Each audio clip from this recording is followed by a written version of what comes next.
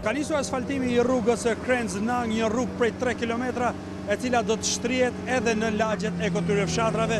Kjo rrugë lidhet nga aksi kryesor dhe shpërndahet në të dy fshatrat.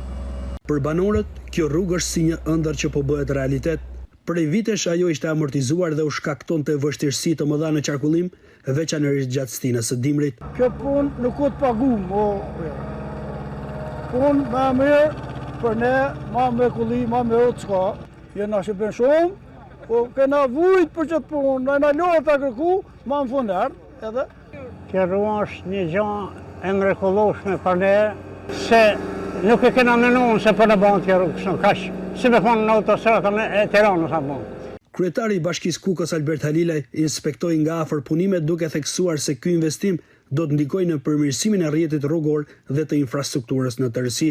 Është një investim i mirëpritur nga banorët e fshatit Krenz dhe fshatit Nang. Do vinë në ndihmë në përmirësimin e infrastrukturës. Është një punë dinjitoze e cila do jetë shumë bashkëkohore me trotuare, me ndriçim dhe ka një vlerë 43 milion të reja të financuar nga Bashkia Kukësit. Presoj që brenda 4 muajve të përmbyllet kjo punë. Krahas këtij investimi, kryebashkiaku Halilaj foli edhe për projektet e vitit 2026, të cilat pritet të nisin më njëherë. Ato përfshin rrugën e lagjes së re, kanalizimet e ujërave të zeza në fshatrat përreth, si dhe projekte të tjera në shërbim të komunitetit.